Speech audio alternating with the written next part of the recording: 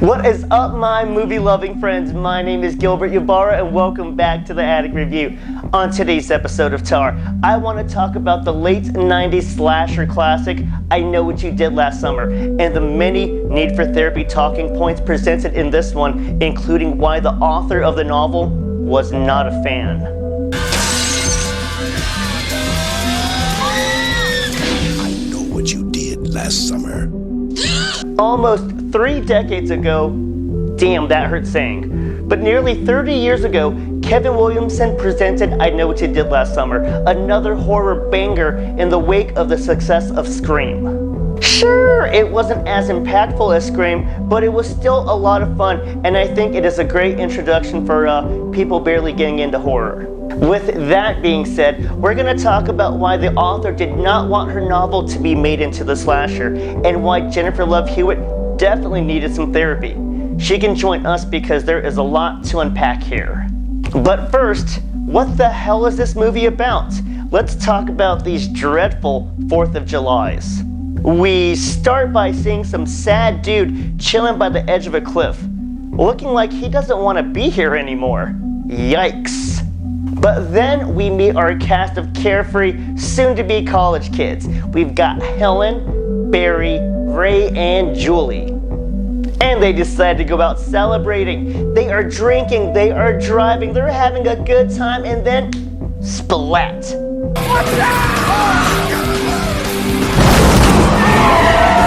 Ooh, shit.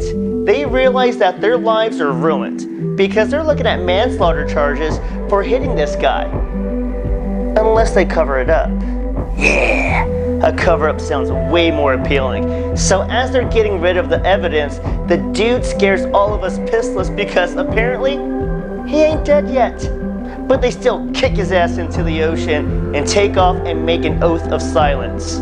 Well, Jules needed some convincing. You fucking say it. Okay, Barry, we take this to the grave. Anyways, fast forward a year and we see Julie in college suffering from a horrible case of the telltale heart, and she gets a love note when she returns home.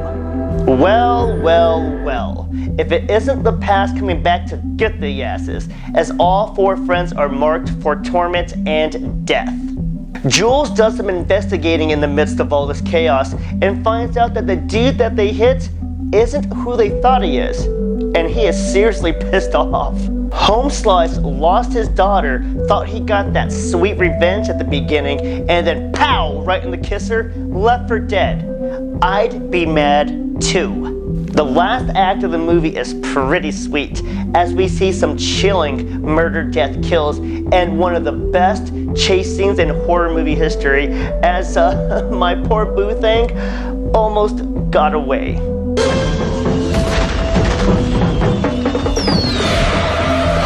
I have said it before in another review, but this is more than just a Scream knockoff. This is another great slasher from the late 90s, so let's talk about the messed up stuff. This is a fun, scary movie, but some behind the scenes stuff revealed some pretty gloomy shit that I didn't know last summer. There are some memorable death scenes in this one, including Elsa's grouchy ass getting hauled away like the catch of the day.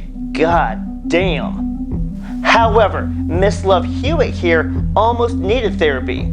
And no, not because of that silly, "What are you waiting for?" scene. What are you waiting for, huh? What are you waiting for? No, no, no. She freaked the hell out when she popped the trunk and saw the body double of Johnny Galecki with the crabs crawling out of his mouth. They had to halt production for the day so that way she could call him and confirm his safety. Props to the prop department. Going back to that spinning scene, I can't talk too much shit about it because the idea came from a kid that won a contest, and yeah, that's how it got in there, so good job, kid. Now, the author of the novel that this is based off of, Lois Duncan, she was not happy at all about this movie being made. She was straight up appalled that her work was being turned into a slasher, something that she did not approve of or want. considering her tragic past. In 1989, her youngest daughter was murdered by an unknown assailant. No one was caught, no justice, and Duncan just felt that murder shouldn't be made light of.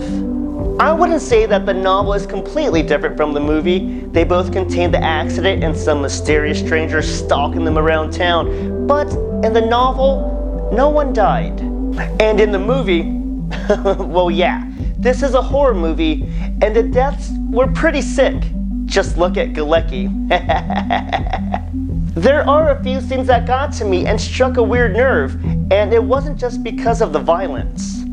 I don't want to sound callous about violence, but that's a given in these movies. What got to me was how Barry and Helen were attacked. In both cases, they were put on t-shirts in brutal fashion, but they were in public places where the public could have helped. We are supposed to feel safer in crowds because surely someone will intervene if there's trouble, unless the bystander effect kicks in. This wasn't even the bystander effect. This was just a frightening example of people's situational awareness, or lack of awareness, because these two could have lived, but no. Not the fanciest of slashers, but the moral dilemma is worth therapy talk because it has the ultimate question of, can you live with your crime? Can you go on with your unspeakable sin? What's a question posed based off of the Telltale Heart philosophy? Can your conscience handle the weight of all of that guilt? Possible jail time, but atonement and forgiveness, or forever looking over your shoulder and never escaping the memories of what happened. What would you do? And that's it for today's episode of Tar, and why the OG I Know What You Did Last Summer is a slasher that will mess with your sense of good and evil. Thank you for our therapy session, and I hope you love this one as much as I do. It has been an absolute pleasure. Please like, comment, share your thoughts, subscribe, follow, and tell some friends about the channel. My name is Gilbert Ybarra, and thank you so much for watching the Attic Review. Smile, Tiger.